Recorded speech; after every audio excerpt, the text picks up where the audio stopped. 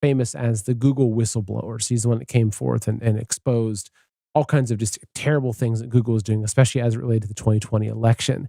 And so, but he's also someone that is really on the forefront of keeping an eye on what's happening with technology, AI, social media, big tech, censorship, and seeing how it's shaping our future. So we're going to be diving into the role of AI in a future society and how that could be used to bring about a very Orwellian society, but also taking a look at what he thinks to expect as we're entering into 2024, the election cycle again.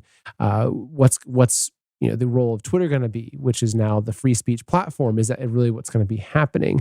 But we're also going to be looking at not just the specifics of AI and how that's affecting the overall landscape of our world, but really importantly, how psyops are being used and created and amplified to keep us fighting against each other, right? Whereas we saw it was, I've got my vaccine, I'm anti-vaccine. I wear my mask, I'm anti-mask. I support Ukraine, I support Russia.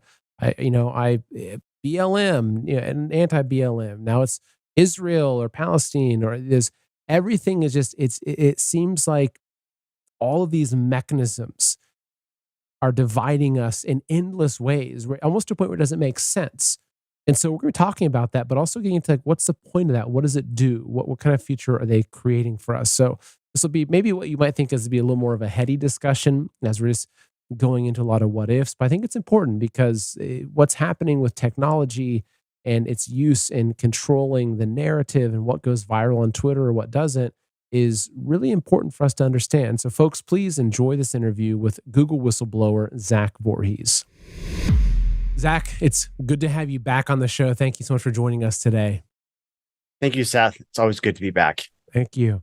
So as usual, there's about 1,000 different things that we can talk about, but I typically look to you as someone that understands not just big tech and what that means, but the role of big tech and AI and that kind of push towards transhumanism, how it all fits together, and also how it's used as a control mechanism for the populace. And so, as here we are. As we were talking about before the show, we've got first it was Israel, Ukraine, then it was like, are you vaxxed or unvaxxed, and then now it's sorry, not Israel, Ukraine, Russia, Ukraine, and now it's I stand with Israel, I stand with Hamas, or I stand with Palestine, and it's everyone's continually being divided. And I think that big tech certainly has a role with this. But I want to kind of with this discussion, we'll see where it takes us, but dive into from your perspective with this rollout of obviously Chat GPT, but the advancements of AI, then getting into deep fakes, fake audio, et cetera. How do you see technology being used as a tool in the hands of those who want to enslave us? Right. Well, let's get started with this whole thing that's going on with the Middle East blowing up with, are you on the side of Israel? Or are you on the side of Hamas and the Palestinians? And I think that this is really interesting because they're basically giving these two sides and everyone's kind of being slotted into these two sides. And those that are sort of, pay attention with the information that's coming out, we realize that, Hamas is a creation of the UN and Israel, right? And they used it in order to subvert the secular Palestinian leadership, which was Arafat back in the 90s. And he died shortly after he came out of power. And Hamas has been sort of the stand-in leadership that has been, getting funding by the UN, getting funding by the USA. Their schools are being run by the UN. And in these schools, it's radicalism that people wouldn't even recognize. Like, it's so extreme. They're like, what is going on here? In fact, they would probably refuse to believe it even if they were shown the videos. But I saw this video the other day about this graduation of kids from elementary school. And during that graduation ceremony, they did a mock military exercise where they were dressed in camouflage and what looked like assault rifles, sweeping into a house with smoke grenades and killing the occupants. And that's like their graduation, ceremony. And you see these kids, they're in school and they're talking about that, their life is, destined for martyrdom to kill the Zionist occupiers. And people are like, why is Hamas being radicalized? It's like, well, why don't we look at the UN funded schools that directly have this as their curriculum? We are funding and radicalizing these people as part of our state policy. And now there's evidence that, with this latest thing that happened on October 7th, that Hamas was allowed to fly over the border, James Bond style, in these motorized paragliders, which probably have a max speed of like 35 miles an hour. And they came in, everyone was unarmed because they were given a text message saying, do not bring, guns into the festival. Well, it's called the Nova Festival, I believe. And so everyone came unarmed, which is really highly unusual because, my aunt worked for the IDF. Those people are armed to the teeth. And so this idea that a bunch of Hamas people with light arms could just come and just take all these hostages without any fire, what's going on there? Well, it turns out through rumor that's been reported deep within the internet that everyone that went to that Nova Fest received a text message saying explicitly, do not bring any guns to this event. Additionally, the IDF, I mean, look, they've got eyes in the sky. They know everything that's going on. The idea that they would not scramble a bunch of jets and helicopters to stop this thing is also like eye-raising. Additionally, Hamas took control of the road leading in and out, and the IDF didn't respond for 7 hours. And then when they got there, massive firepower was used, not just small arms rifles, but a tank was used, which shelled that kibbutz. Also, the Apache helicopter was utilized to mow everyone down. And they're like, well, we couldn't figure out who the terrorists and the hostages were. And so it looks like a lot of the people that were killed in this so-called, well, let's just put it in the best way, crossfire. And those people were said that they were all killed by Hamas terrorists, but that's more of a technicality of everyone that dies in a crossfire when there is an altercation is blamed on the people that took the hostages rather than the people that actually pulled the trigger and fired the bullet and killed the individual. And so now we're in this this 9/11 type false flag. And there's now huge conflict that's going on. And as a result of this, people are being slotted into, the Hamas has a right to defend their homeland from the occupiers versus Israel saying, well, a bunch of their people got murdered. And so they're justified in this latest incursion, which looks like it's going to turn into ethnic cleansing. And the question is, to what degree is it going to be, ethnically cleansed? And so now we're in this thing where people are going, oh, it's Israel versus, Hamas. And now the latest thing that's on TikTok is that there's a bunch of people being, reading the old letters of Osama bin Laden and finding out that they actually agree with everything that he said. And I just find that so hilarious because in order to believe that and be sympathetic to Osama bin Laden, you first have to believe that he is naturally against the United States instead of being a creation of the CIA. And that letter that he sent, that's not the opinion of Osama bin Laden. That's the opinion of the CIA who penned the letter, right? And so this whole thing of which side do you pick? These are the sides that are being prescribed and pushed by the algorithms. So we get divided and we start fighting. And the question is, why would the CIA put explicitly anti-Zionist / anti-Semitic content into a letter that they're pushing out to the individuals? And the answer to that, as best as I can answer it, is, well, they're setting up the plot points for what is going to unfold next.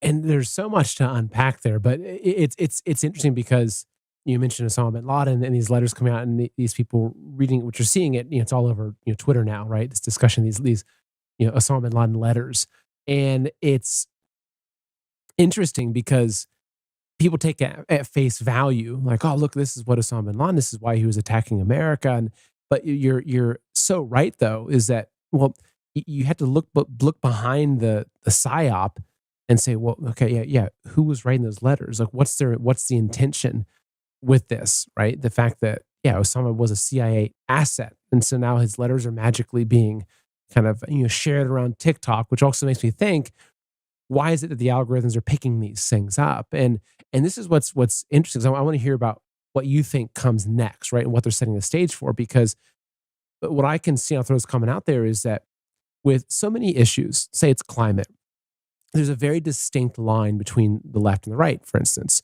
abortion. There's gun control, and then even global issues. Right. Mostly that if you look at Russia, Ukraine, that started to fracture things where you had certain what I would call like the neocons that were just like like they're coming out and foaming. But you had a lot of people on the right that were like, hold on, there's these biolabs that doesn't make sense, and we know that the CIA was involved in this kind of stuff, and but then it's almost like that didn't work like it should have in terms of fracturing it enough. But then now you enter into this Middle Eastern, this what's going on over there, this kind of catastrophe.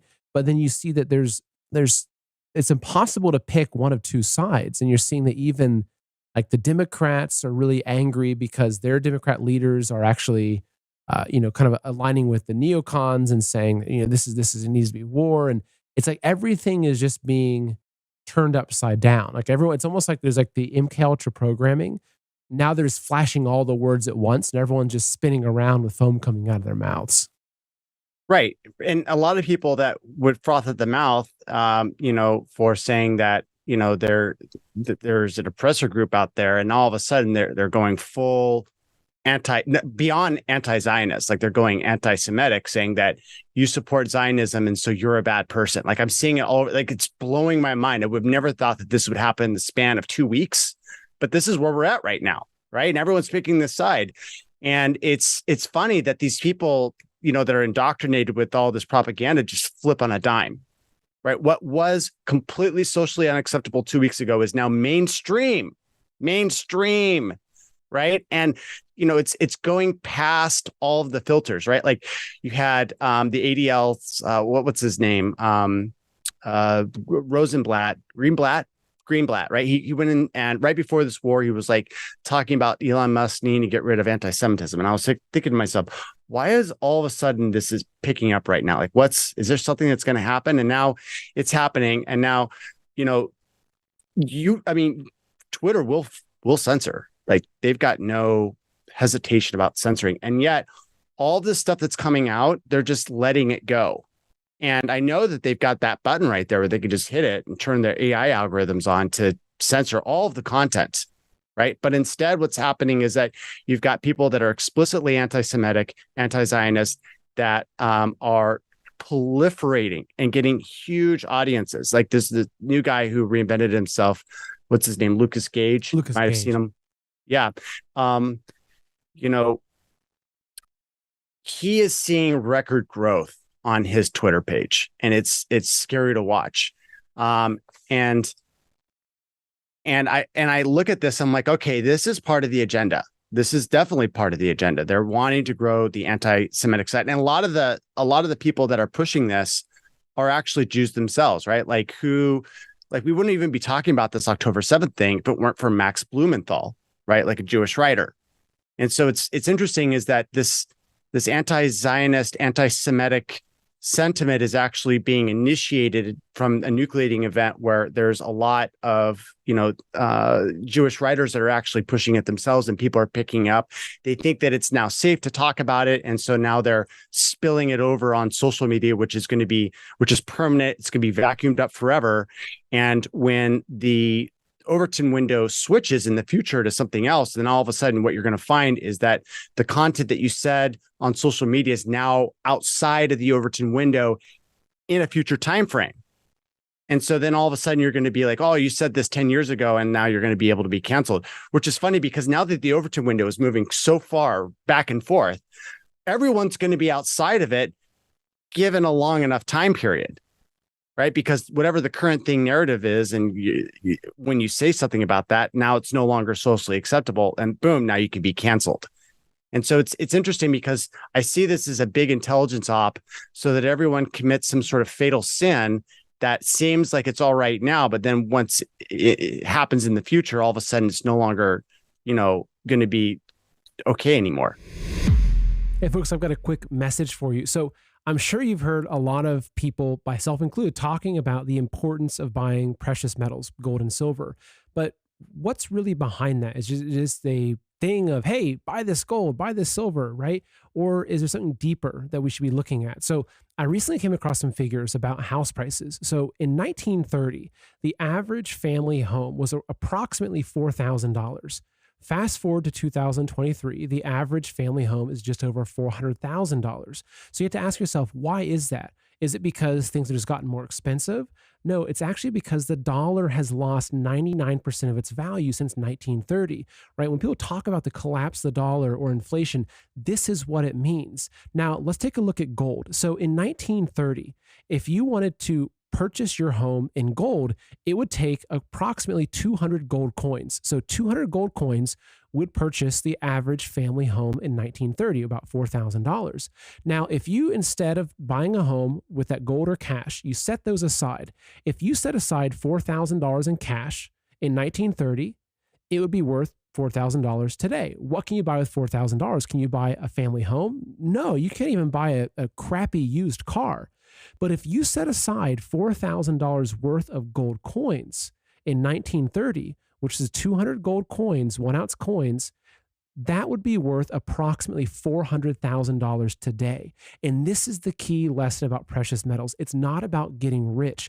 It's about putting your money into an asset that protects you against inflation and against the destruction of the currency, which is what happens to all fiat currencies, especially now we're in the end days of the dollar. And so that's why it's important, maybe not all of your money, but a portion of your money, a portion of what you have, I highly recommend putting it into precious metals of gold and silver, because what it's doing is it's protecting you. This is an asset that has stood the test of time, not just stood the test of time since the 1930s. We're talking about the rise and fall of civilizations.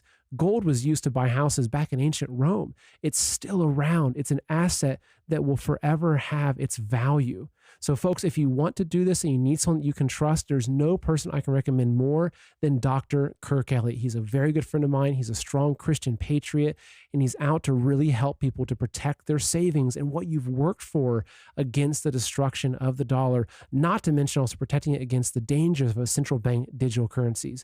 So to learn more about this, go to goldwithseth.com or call 720-605-3900. Again, that's goldwithseth.com or 720-605-3900. Both those places will allow you to set up a quick appointment where you can talk to a wealth advisor that will help get you started on this path. Again, goldwithseth.com, 720-605-3900.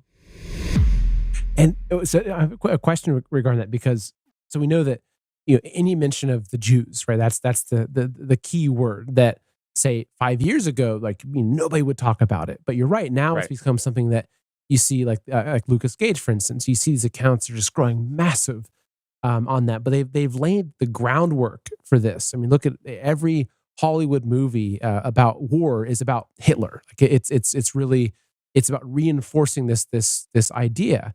All right, that like this is such a traumatic thing that you can't touch. And I'm not going to get into any of that particular discussion, but the point is that I've wondered about this with Twitter and with Elon Musk. And there was a campaign back under Mao. I think it was either the 100 flowers or 1,000 flowers. I forget what, there were 1,000 talents, 1,000 points of light, or 1,000 flowers. I forget. They always have these fancy names. But basically, what it was is that at some point Mao invited all of the intellectuals and critics of governance to come forth and give them the ideas of how they could improve running the country, right? So he invited the people to come out and speak freely, but that was how they identified who to kill. And so anybody that came forth and spoke freely and questioned the government was then flagged and then murdered, because those are the people that are going to question the government.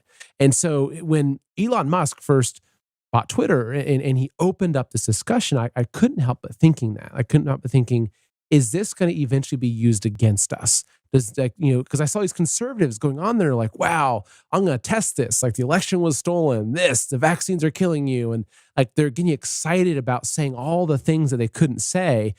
But that wasn't enough. Now that we're getting into the Middle Eastern conflict and the idea of the Zionists and that whole discussion, which was so privatized before, it makes me wonder if one of two things is playing out. One, they're creating a list of in the future of anybody they want to go after. Once they shift that over to a window, they can say, look, you said this 3 years ago, which they're canceling people or something they'd said 15 years ago, right?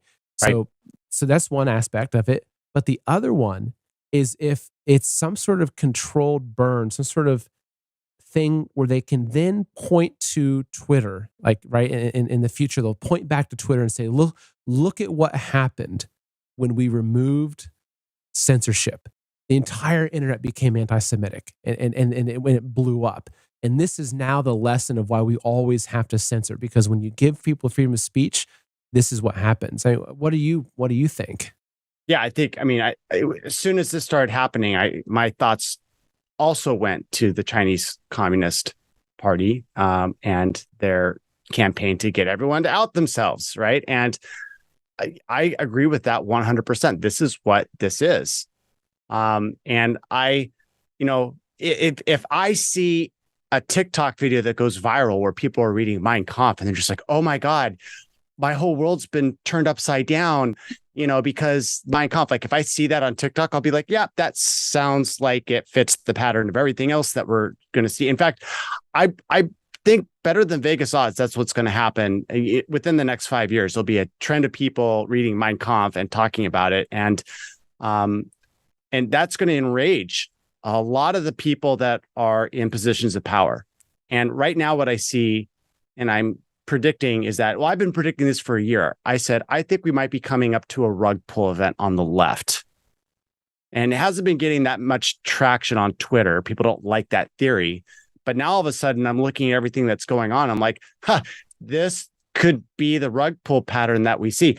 What are some of the evidence? Some of the most adamantly anti-Trumpers on Twitter right now are saying, I'm going to vote for Trump, because we got to put a lid on this anti-Semitism. It blew my mind. Like this just happened today. Maybe I can get this video. I don't know if the sound's going to be good. Actually, I can pull up the video of Michael Rappaport, right?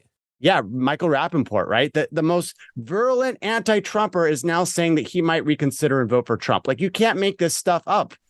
And now it's like, okay, well, this right here. Wait, we play it real quick.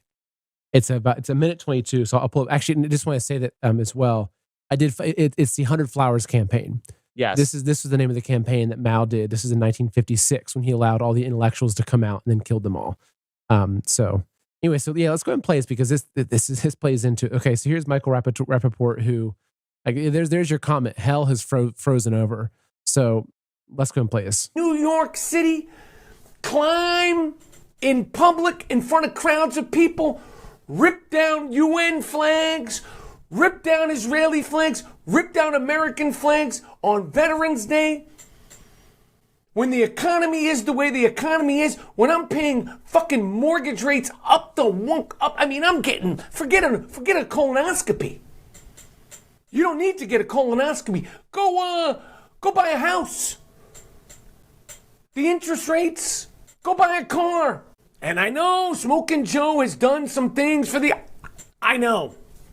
But I'm telling you right now, go buy yourself, go check what it's like to buy a car, buy a house, the money, the fucking chaos in this country, the chaos around the world.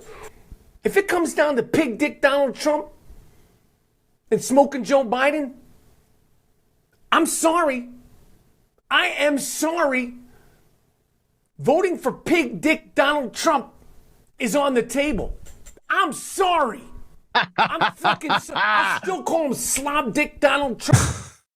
Yeah, I should give people a language warning. I hadn't seen that video. I haven't listened to it yet, but this is a perfect example. Like, yeah, something is breaking. Something in the just the social order is now completely imploding, and I can't make sense of it. Right. Well, they want to move us to the other side, right? Like, if you have a ideological belief and that remains stable over a period of time, then, that forms your core personality. But if you believe something on Friday and then something happens and 2 weeks later, you come to a different conclusion, you don't really have any stability in your ideology, right? Because you're just submitting to the mass consensus of the current thing narrative. And that's what they're doing. It's a demoralization technique to rob us of consistency in our own belief system because people are just submitting to whatever the current trend is. Interesting. And actually, that came out in Rape of the Mind. I mean, when studying, I went through a kind of phase of looking into the whole, kind of idea of mass formation, mass psychosis, mass formation theory, the Rape of the Mind, which is a really good book about human psychology. But one thing that they said in that, in terms of breaking down an individual's belief system, is constantly like giving and taking, and raising the fear and releasing the fear, and raising the fear and releasing the fear. And you can see, even when a lot of people, they say that they would, Fauci's emails were leaked, and they'd say, "Oh, he says that masks don't work." And a lot of people on the right were like, "Yes, this is great. Like, let's go show people." But I think that was intentional. Like, I think they intentionally wanted to make it so that people didn't know what they could trust. They didn't know, like, they couldn't figure out. They were so scrambled that what it does, and we talks about in these ideas of mass formation, is that eventually what happens is that people just submit.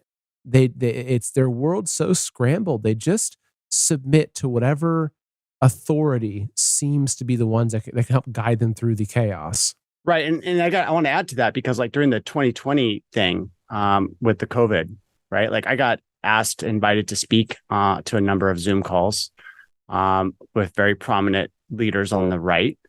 And they looked to me to say that masks didn't work. And I said, if the masks didn't work, then Amazon, eBay wouldn't have taken them off the market right as COVID was happening in March of 2020. Like, remember that. There was this call by the leadership that people were being abused by price gouging. And so they took the masks off. You couldn't buy a mask right as the pandemic was hitting. You couldn't buy a mask on the market through electronic means. And you try to go to a local, market like your Walgreens or something, and they were all out of masks. Like, literally everyone was out of masks. And this whole thing that masks don't work, that's ridiculous. Like, I could go to scholar.google.com, which unfortunately is my go-to for research information, like published papers, looking for an alternative. If anyone knows, hit me up on Twitter. But I looked at that, and there was concrete evidence that masks, even N95, do dampen the spread of even viral diseases, right? And what's really interesting is that I was working with what's that woman's name that was in Plandemic, the first movie? Mikovits. Judy Mikovits. I had a huge argument with her, right? Because I said, what do you mean? Why are you telling people that masks don't work? And she's like, well, the virus, particle is smaller than the threads of the mask. I said, yeah, but 99% of that virus is not aerosolized. It's in the spit. And those spit particles are larger than the threads. Like, and as soon as it hits those threads, it's going to be absorbed into that thread. It's like, yeah, maybe it's not 100% effective, but it's going to be really effective at reducing the spread. And the thing is that if you get, colonized by this virus, do you want to have 1 million particles in your nose, or do you want to have 10,000? Right. And that's the dampening that we look at, because look, those exponential curves, like once you have a certain load, they grow really fast, but at the beginning, that curve is very, very flat. It almost looks like it's non-existent. And then all of a sudden it goes whoop like that. And so if you're going to be on the curve, do you want to be on here where it looks flat, or do you want to be here where it looks like a vertical bar? And none of that got any traction. And to my utter surprise, as this thing was hitting, everyone was like, oh, masks do nothing. And that's the wrong sort of thing, because what we should have been saying is, well, masks help a little bit, but the whole N95, like PSYOP, was trying to get people to argue about whether a shitty mask was effective or not, which we really should have been asking is, okay, well, where do we get P100 masks? Because it's the P100 mask that's really effective in blocking the transmission of viruses and bacteria, and they're not that much more expensive than N95s. And so this whole thing was to get us to put our attention over fighting masks and making the right look like freaking idiots, right? Like, you got this pandemic that's killing, Mama, that was the narrative, right? Like, it wasn't that lethal, but they were saying they're putting this up so that we were fighting over who was right about a shitty kind of ineffective mask. And I'm just sitting here watching this going, can we have like a real science debate? And they've robbed that from us because they want us to concentrate on the misinformation aspects of the narrative that they're pushing out. Hey folks, I have a quick message for you. Thank you so much for watching, listening to this interview. I have one small request. If you're enjoying what you're listening to, could you please share this interview with one person? Just one person. Because of censorship and shadow banning, it's so hard to get this content out to more people. And the only way we can really do it is when you help by sharing it. So if you like what you're listening to, hit pause, share it with one person. It helps so much. Thank you so much. And you made up some good points. I mean, for me, it was like whether the masks worked or not, because I've read a lot to kind of convince me that they weren't very effective. But that's the thing is that for me, it was I will never, I refused to wear one, right? Because I will not allow my government to overreach and force me or force my child to do something like that. Because then, if you look into the studies of the kids that were forced to wear those things for 8 hours a day, and they've got all kinds of bacterial growth on their face, not to mention the psychological. So it's kind of funny because you made a good point. Whereas everyone's arguing over this point, and everyone's looking at that, and then there's all these other points to it, which are, I think, you could say are actually much more important to discuss. And for me, that point was just what at what level will I allow myself my government to compel me into something, right? Because then it's and I think a lot of the mask was part of a psychological operation to get people into accepting whatever the next thing was, right? It's kind of like this process. But I want to go back. Also want to add, it makes the left hate the right because they think that they're absolute lunatics. And then when the vaccines come in, they don't want to listen to anything that we have to say at all about the topic. Exactly. Exactly. And that's the deeper thing, is that whatever we see happening in society, especially when it comes through this massive orchestration of globalist organizations working together with our governments, which are completely sold off and bought off, working together with the giant corporatocracy, with the media and the tech giants. And you can see that when they're doing something like this, that they're never just one isolated event. It's part of this multi-stepped psychological operation. And so getting back, because I want to touch, you mentioned earlier, I don't want to lose this particular thread, where you said that you can see how what's happening with the online censorship and the opening up of discussion, everything, how it's laying the foundation for what comes next. And I want to just kind of hear you talk about what comes next from your perspective. Right. Well, we're coming into deep contradictions with our economic system, and most people, they concentrate on the debt and the CDBC. I think those are really relatively unimportant to the big elephant in the room, which is, what are we going to do when human and intellectual labor goes from worthing something and being worth absolutely nothing, which is quickly happening. Now, I'm on the cutting edge of this. I use AI for programming now. I didn't used to use it a year and a half ago. Now I use it. I hit my rate limits. I'm using it so much. And so, I'm on this thing where it's sort of like a benign transhumanism. I don't have a chip in my head, but I'm outsourcing cognitive labor to an AI system at this point. And the thing is that the amount that it's getting better is going up really, really fast, right? Last year, you could put in a page of prompt information, and then ChatGPT-4 would come up with an answer. And then it went from 1 page to 57, which is what they call the 32K token ChatGPT-4. And now they went from 32K tokens to 128, which is the equivalent of 300 pages out of a book, right? So as your input, you can input now a model, an entire book. And I want to preface this by saying it's not available to everyone. The only people that have access to this right now are the people that are paying $1,000 a month to OpenAI. They get this text window. So it's these elites that are like, oh yeah, $12K a year, no problem. Give me the access to prompt for an entire book. Like, you could take an entire book and then say, write a second book to the first book, right? And because it's got this huge context window, it's going to be able to do exactly that. And so it's like, well, what's this input window going to be like from a year from now? Like, we went from 1 page to 300.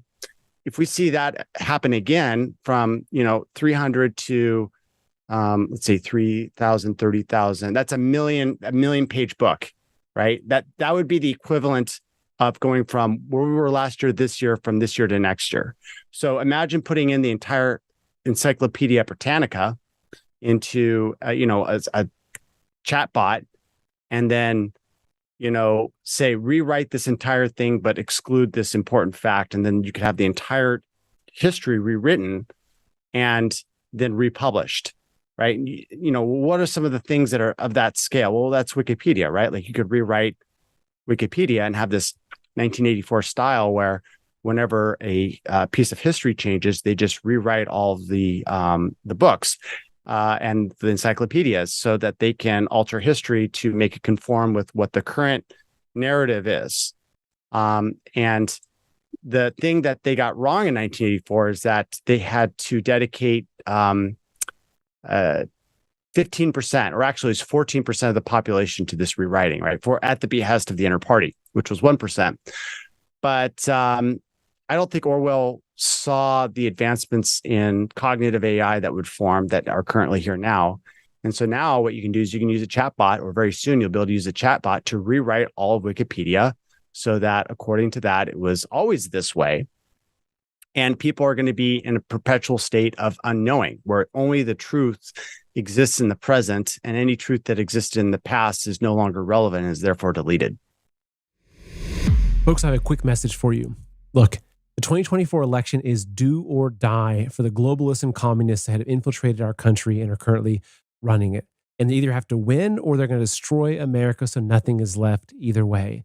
And if you're the person that's watching this show and following this information, unfortunately, you have the weight on your shoulders of making sure that your family is prepared, especially as we head into this next year and this next election cycle, because unfortunately, I think it's going to get rough. And one of the ways I know they're going to target us is through our food supply. You can see all the food factories burned down. You can see the warnings of coming famines and food shortages and everything like that. And food is one of the number one ways totalitarian regimes have always used to control the population, is destroy the food supply. So if you don't have at least 2, 3, 4, 5, 6 months worth of stored food, I highly recommend you take that very seriously, because look, as I mentioned, if you're the person that's watching this, you're the person that carries the burden of making sure your family is prepared. I would recommend at least 6 months, if not a year, of storable food. So if things go haywire, whether it's grid down or terrorist attack from what's coming across the border, that your family can safely stay in place and you can feed your family. So folks, today, go to heavensharvest.com and make sure you get your storable food that'll last for up to 25 years. Just in case things go south, you know that you have what's going to take to feed your family, which is so, so critical for us to get through this next stage of history. So go to heavensharvest.com today, order your food that'll last up to 25 years, and use promo code Seth to save 15% on your entire order. Again, that's heavensharvest.com, and use promo code Seth, S-E-T-H, to save 15% on your entire order. Gosh, it's a frightening prospect. So, and what I think about that is, so we now have the Deepfake, even you go to Midjourney, right, and you can do photorealistic renderings of human beings. You could do people in compromising, kind of pictures that look real, and you can even make them. You could say do it like it was a photograph taken in 1995, so it's like an aged looking photograph. Like the ability this AI has is just insane, but it makes me think, and this is what's really frightening about what you're bringing up, and I've thought about this, but now I can see it through the whole new light, is you can see how they've worked on digitizing everything, right? So if Right. if you go to your home, it's like no longer do you see this entire set of DVDs. Now you've got a little Apple TV or a Roku device or Spotify. Like my wife and I, we recently, or past couple of year or so, we bought a record player. And so now what we're doing is we're buying vinyl records for everything we want to listen to. So when I go home, I'll pick out a classical record, I'll drop it on there, and that's what we'll listen to. We just got our Bing Crosby Christmas record we're playing now. And so we're kind of moving away from that. But I think the danger of that is that once we're in a society where it can move everyone into this digital only society, not only can they censor things, but they can rewrite things. But I wonder, like, they could even change videos, right? Because they could use AI to say, go remove some messaging subtly, to subtly modify It's a Wonderful Life, for instance. And you watch it and you're like, oh, that seems a little different than what I thought it was. But then eventually it's like, oh, it must be Mandela effect, right? No, it's actually that they're rewriting our past. And so that's an insane idea as it relates to 1984, right? Where I think was that where the quote came out is like, those who control the present control the past, those who control the past control the future, right? And so the people that are controlling our present, that are controlling the past and using AI as a tool for that, I mean, I see that as like AI spelling the end of free will and the end of the human civilization as I know it, if that gets put into place. Yeah, and that's what's getting put into place, right? And you asked the question of, well, what's going to happen next? Well, we've laid down the infrastructure, like they're going to manipulate our perceptions of reality, which they've been doing for a very long time. Now it's going to be on a scale we've never seen before, and the issue is, what do you do with the middle class? What do you do with the meaningful labor? All of these our entire cultural toolkit is predicated on the presumption that human labor has value. And when that goes to zero, all the presumptions that tie our entire cultural toolkit together become invalidated. And so how do you transition everyone? Well, there's one way, which is that you just let the corporations just take control and do whatever they're going to do. And, the courts don't stop them because they're rigged, which is what's happening right now. Like there was a whole bunch of artists that sued. The judge was like, it doesn't matter if they data mined all your data, it's novel stuff and you don't get the rights, even though it was wholesale appropriation of their life's work for their benefit, for another corporation's benefit. The judge is like, no, you don't have a claim, or you've got a reduced claim. That's also happening in Japan, by the way. There was another court case where everyone's losing out big because they're saying, yeah, the AI can just appropriate all your work and remix it. And so there needs to be something that's going to happen, because if they don't defocus our minds to something else, then people are going to complain to the government that there is a group of conspiratorial insiders that are rigging the entire thing to appropriate all our work and put us into 15-minute prison cities, which is what's going to happen, right? And so my belief is that they're going to cover this up in the way that they've covered this up in the past, which is, let's have a big giant war. Everyone's going to be concerned about the war. We got to fight. We got to volunteer for the military because that's the patriotic thing to do. And meanwhile, we're going to be not paying attention to all of the changes, all the real changes that are going to be coming to our society. And what's really kind of scary about this is that, you mix in the depopulation agenda, because like, why do we need 8 billion people? Like we know why there's a bunch of people that were needed in the past, because they were useful for the empire, because they needed that human labor to expand their territory. But now, if you have one society that's got 1 billion people and you got another society that's got 100 million, but they've got, the capability of producing 10 times more killbot drones, which one is actually more powerful? The one with the high population, or the one that can make all the kill drones, right? Well, obviously it's the one with the kill drones.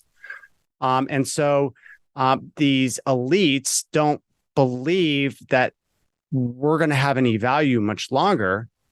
And so what do you do when, if you've got cattle and your cattle's not going to have any value because they're sick? What do? You just kill all the cattle. And I've been trying to be an optimist and say, well, this probably isn't going to happen, and look for all the ways why I should be optimistic. And every time I'm optimistic, I'm wrong in my predictions. It's only by being a doomer that I've been able to see all of these things progress out. And so I literally think that they're going to look at this war not only to transform our society, but they're also going to use it as a way of lowering the population, right? Like one of the common topics right now is this idea of like, oh, they're going to have a draft. You know, it looks like we're going to have a draft here pretty soon. And that women are going to be forced to also register for selective service. Like it almost got signed into law, by the way. Both houses agreed to it in an appropriations bill a couple of years ago. And then it went to Biden's desk and then he just didn't sign it, right? All this media talk, all these papers, oh, it's a good idea. And then it just didn't get signed and we all forgot about it. But the next time that comes in, it's going to be made law. And I want to show you a video here of how deadly these drones are going to be, right? Like they're 0 to 60. Like forget a Tesla with its 0 to 60 in like 4 seconds. These drones go 0 to 200 kilometers a second in 1 second. Like they literally speed up to 200 kilometers per second. And I'm looking at these things and it's like, we definitely don't need to have any more war being fought by human beings. We can just, the future war should be fought with these kill drones, and whoever has the most kill drones and highest manufacturing base, they're the ones that are going to win. But apparently we're still believing, or the majority of the population still believes that you need human soldiers in order to win. So let's just take a look at this. I don't know if you're going to get sound, but hopefully we're going to be able to do it. Okay, ready? Let's turn this up. Yeah, guys are like, those things, drop the bomb.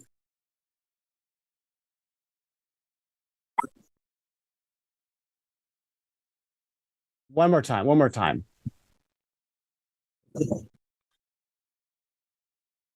Boom. That yeah. What are we going to do with that?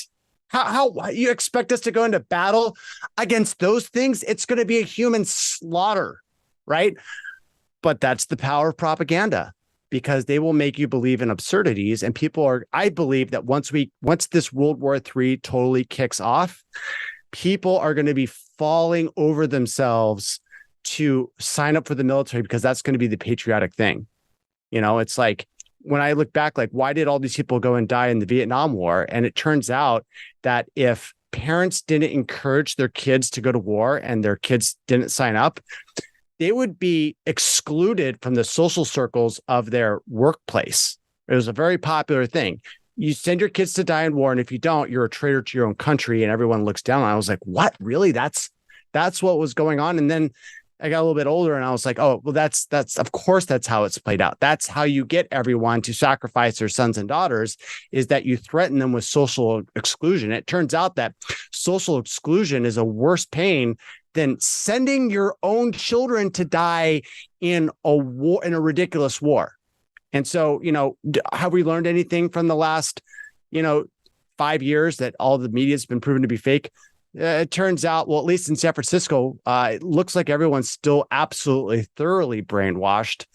And so what's really scary is that people, even on the right, seem to latch on to the groupthink itself. And they think that they're applying critical thinking, but they're only applying critical thinking to the opposite side. They don't apply it to their own side.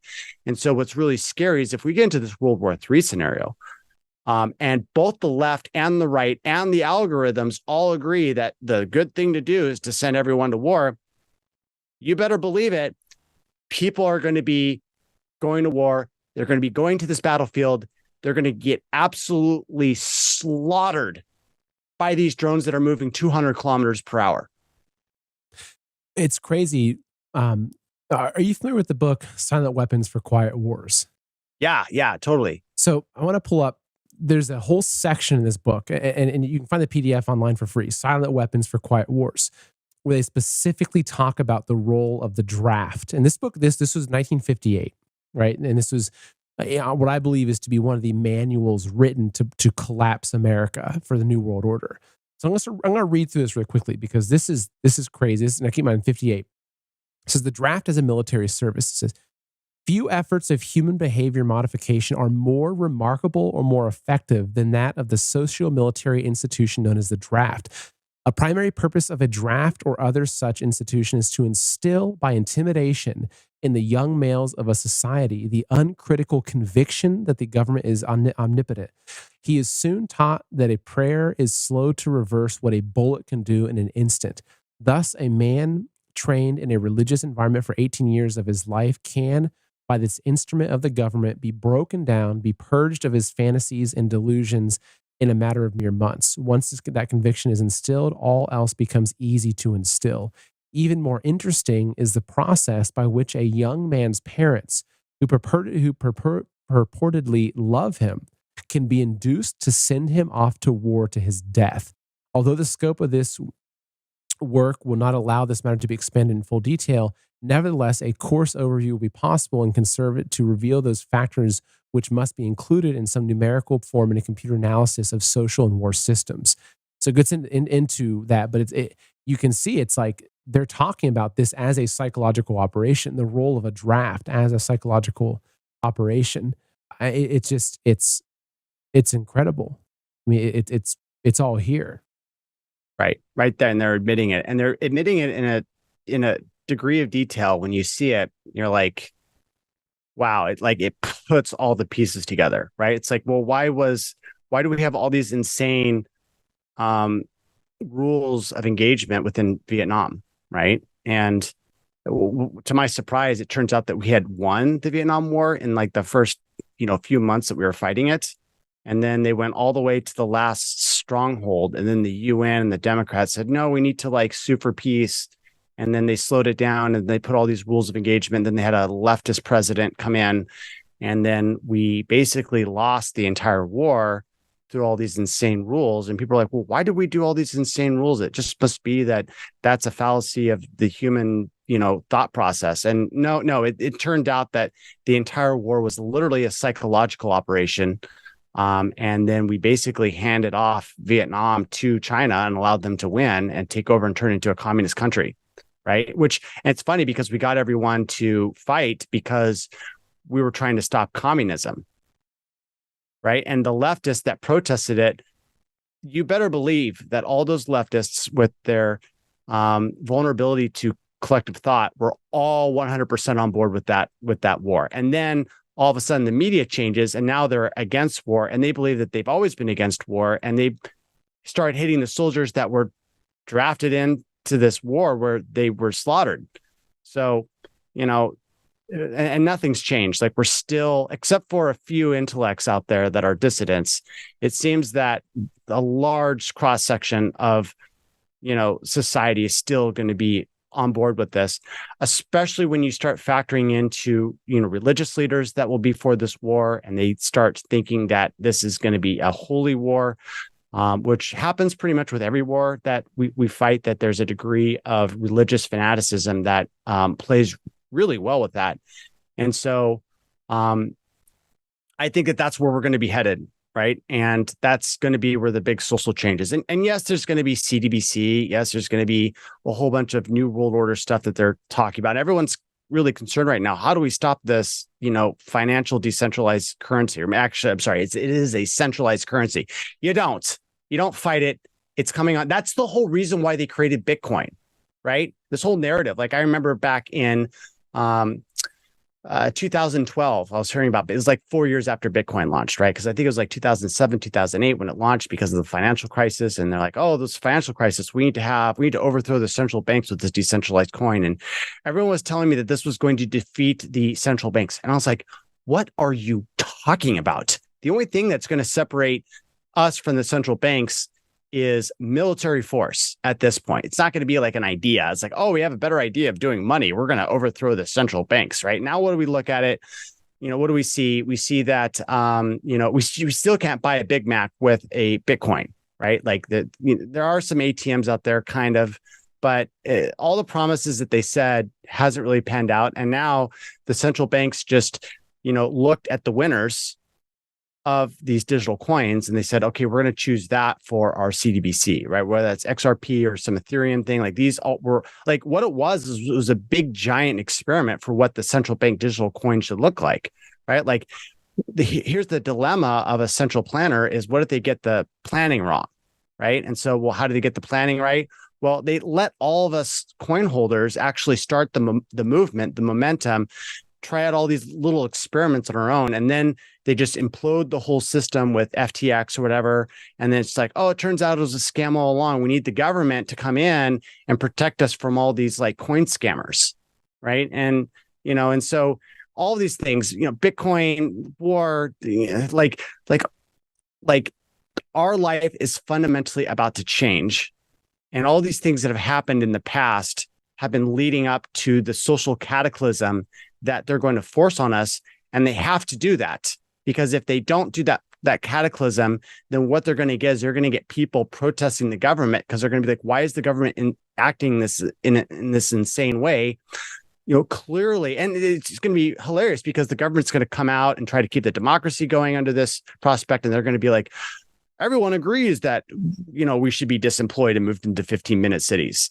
And people are going to wake up and like, this is complete horseshit, right? Especially because the thing is that leftists won't wake up until the pain comes to them. This was exposed by Yuri Bezmenov. And he said that people would be talking about the benefits of Marxism on the way to the concentration camp. And then as soon as that military boot kicked them in the ass, all of a sudden they would like wake up and see the world for the way that it was. And so the issue here is that if we start seeing the legitimate pain of mass structural disemployment, we're going to revolt.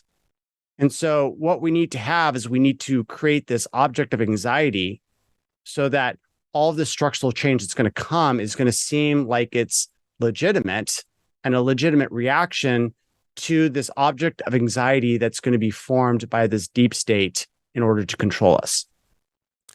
So there's one final, question or point I wanted to touch on with this is that you're looking ahead to the election next year and seeing like you were obviously neck deep in big tech's role in the election in 2020 and how much, whether it was the Hunter Biden laptop or people even being kicked off of Twitter or Facebook, or the algorithms being manipulated to favor Joe Biden or to hide stories of Donald Trump or whatever it was.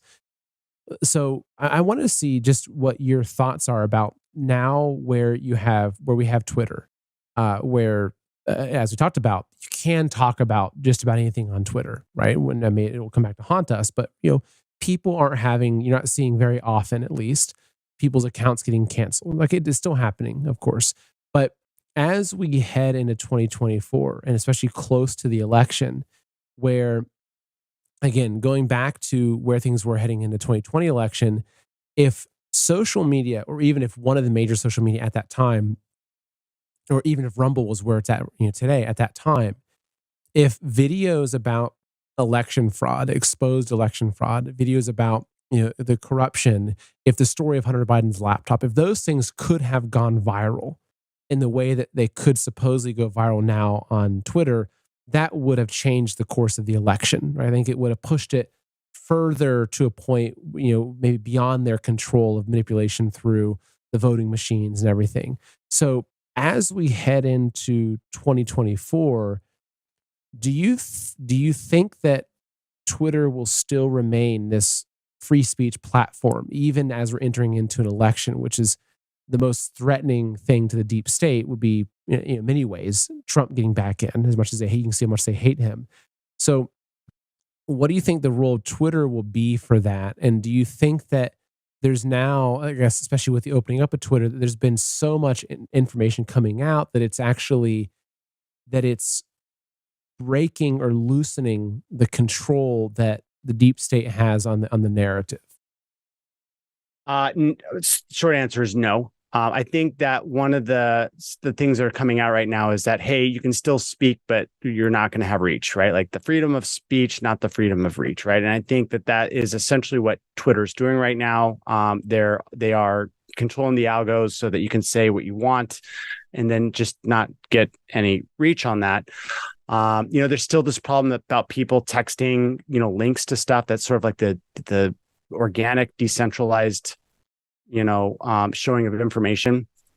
My predictions on this is that, and I'm willing to be wrong, is that they're going to do a rug pull event where the left gets absolutely demolished. And one of the reasons why I believe this is because, um, there's this whole thing of, it was the cleanest election ever, right? And everyone's like, oh, the deep state's against Donald Trump and it was rigged from the start. I believe that what's going to happen, from the signs that I'm seeing, I think that there's going to be a rug pull and the rigging is going to go in the opposite direction if they need it to go that way. I mean, I think they're still going to rig it, but I think the 2016 election was rigged for Trump. Like the inside baseball that I heard from Mark Vegas, who is in Chicago, one of the Chicago politicians. He also does a radio show. He said that it was a complete surprise that Trump won the election. In fact, he said that Melania had actually planned for a trip the Tuesday for the inauguration, right? Because she thought that there was no chance in hell that Trump was going to get elected. So that she had actually planned a getaway vacation and she had to cancel it because it turned out by surprise that Trump won. So I think the 2016 election was rigged to bring Trump in. He was used as an object of anxiety to put in this wartime infrastructure that's now in place. And now everyone's, all the left is saying, oh, the elections can't possibly be rigged, blah, blah, blah. And I think what's going to happen is that they're going to rig it the other way. And the left is going to, because they're collectivists and they go along with the mob, their narrative going into 2025 is that, yes, elections are rigged, and it was rigged to get a puppet, Donald Trump, to take over the government in order to have a fascist takeover of the government. That's my prediction for 2025. And I'm happy to be wrong about that, but that's sort of my pet prediction on what's going to happen. And I do think that, they've got this element of like, oh, Trump's a fascist. I do think that there could be an ushering in of socialism that comes in, because socialism is a form of taking control of the government. And so I have to wonder whether that repeated uttering of Trump's a fascist is actually going to play into part of their plot line going into the future. And I think that what's going to be really interesting is that the people on the right, they're like, oh, well, Trump dodged all the deep state wars that he was tried to be led into. Like they tried to get him into Iran. They tried to get him into North Korea. And so right now we've got this expectation in our heads that Trump equals peace, which will be a really big surprise if they rig the election the other way. They get Trump in there, and then basically he opens the doors for a flood of neocon, dual citizenship staffers that then complete the process of getting us into World War III, because Trump is, he is very aggressive, right? And if anybody, I don't think any of us doubts that if there was an attack on the United States, that Trump would be the guy that would hold back, right? Like he would unleash the forces of the military. In fact, we held that as a piece of pride, because no one would dare attack the United States because of everything that would happen. Well, what happens if Trump comes in during a war period and we have a devastating false flag attack on the United States, which the administration won't acknowledge as a false flag? Well, you're basically going to have, this guy that's going to go hard in war and bring us completely into this World War III setting, where it's going to be the United States against Russia. It's going to be against the whole Middle East and the fractured Arab nations. And then finally, it's going to be against China. And the problem is that even though, it's debatable whether we even have the most advanced weapons, I know it's funny. People think that, we're powerful and undefeatable. It turns out that Russia's got a larger Navy than we do. And I don't even care about the Navy because of the drone stuff. It's the drones which are the future of war, and these hypersonic missiles that you can't even shoot down because they're traveling at Mach 10, right?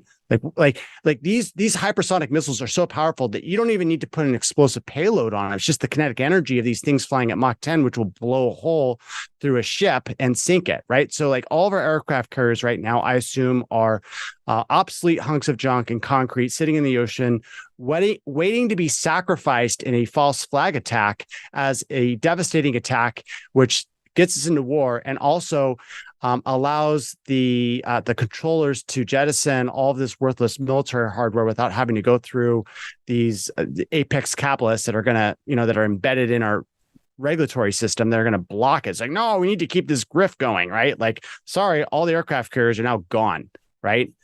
And so when it comes to fighting a war, it's not actually about how many weapons that you have or even how good your military equipment is. Like, we won World War II and the United States had crap military equipment. A lot of people don't know this. They think that, oh, nothing was better than the United States. No, our steel industry was by far better than anyone else's.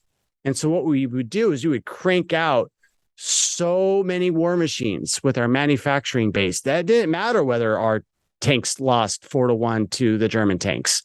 We had 8 times as many. And so, over time, we would chew up the military. Germany couldn't rearm, but we could. And so it's not, and if we look at, who is the biggest manufacturer in the world, it's China. They produce 4 times more steel than we do. They produce more lead than we do. Like, if we get into war with China and we're buying our raw materials from China, like, that's kind of a problem, right? Like, in order for us to fight this World War III, we need to have a domestic manufacturing base that's able to quickly turn raw earth, crunch it up into bullets, and then fire it at the enemy or turn it into drones, whatever. And if we don't have that, it doesn't matter how advanced our weaponry is. China's going to be able to win in the long run. And this whole thing, if we got enough nukes to blow up the world, not really. Like, that's kind of a psyop. Like, yeah, it does a lot of destruction. It will kill a lot of people in the cities. That's for dang sure. Like, we could obliterate most of the population. But if you think that nukes can only destroy the world, then you basically think that the world only consists of the places where humans live in cities, right? Because you're not going to blow up, hundreds of thousands of, square kilometers. You can't wipe out all of American forests, right? And so as long as the majority of the planet is able to, not get nuked, which is what would happen, these people can still fight. And so I think that really it's going to come down to who's got the most manufacturing capability. Right now, that's China. If China teams up with Russia and Iran, which is what we're saying that they're doing, since they're the new axis of evil, game over. Game over. The United States is absolutely done for in a wartime scenario like this. And it seems that the control oligarchs that are running our system right now are doing as much as they can to bring us exactly into that situation. Yeah, I'm seeing the same thing. Well, I appreciate the fact that you're recognizing, you're looking at the landscape of what's happening right now, and also the recent psyops, and saying, okay, it's so multi-layered, but you're using that same logic and that same framework to look into the future. You're not looking into the future with this simplistic view of like the good guys and the bad guys. And you're saying, well, there's going to be multiple layers of new psychological operations with this end game of World War III. Because if I think about Trump, it's like if he would have been the president during 9/11, let's just say that hypothetically, he was president at that time, and say the CIA, without him knowing, carried out that act, 9/11, which could potentially have been done. There's rogue agencies, there's elements within these agencies. His reaction would have been to like just blow something up. Like that's how he was. It was very much so. Again, kind of putting forward the pride of the strong military of America. So I could see, he could be used, even if he has good intentions, like he could be used to lead us into war, because in his own mind, it might be the best thing to do to protect the American people. So anyway, Zach, I think we've hit our time. Where can people follow what you're doing? Check me out, twitter.com/perpetualmaniac. If you guys are looking for uncensored collection of videos, check out my site, blast.video. You'll find Seth and all of your favorite commentators on there.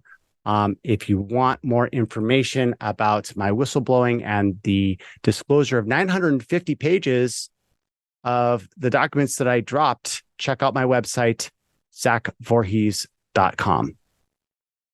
So there's your blast.video, which I really encourage people to check that out. And then also I'll pull up your, then you say zachvorhies.com. So Yeah, ZachVorhies.com. And you get to see how the sausage is made. Well, there you go. Well, Zach, Yeah. it's always fun talking to you. It's good to just to look at all this information with through these kinds of eyes. So, anyway, I'm sure we're going to be doing a lot more of these shows as we're entering into the psychological operation known as the 2024 election. In terms of everything surrounding that, I mean, it's going to be absolutely insane. So we're going to need something deciphering that. So again, thank you for being here. Thank you for being a voice in this space. It's important. Do you have any final words before we sign off? Yeah, you know what? Like, my advice is, we're doom scrolling a lot. Find a good techno artist on there and try replacing some of your doom scrolling with listening to music. You will not believe how much better your mood is when you do that. Or go buy an old school record player and go buy like a bunch of old classical music, which the records are like $2. You can get like a 7 vinyl Beethoven set for $8 on some of these websites. Really? Yeah. I can send you when we hop on offline. I found this website that's I forget the name of it right now, but where you can go and basically it's almost like a Etsy for records and music. And I think I spent $140 and bought like 40 different records, like old classical, Vivaldi and Mozart and beautiful harp and everything. And then you go home, turn all the electronics off, and just put it in the record player. You hear that nice kind of crackling of the record going around, and it's just wonderful. Yeah, it's wonderful, right? With some candlelight, right? Yeah. Yep. glass of Pinot and some steak. Sounds like, mwah. There you go. Well, thank you, Zach. It's good having you on. Likewise. Till next time. Thank you.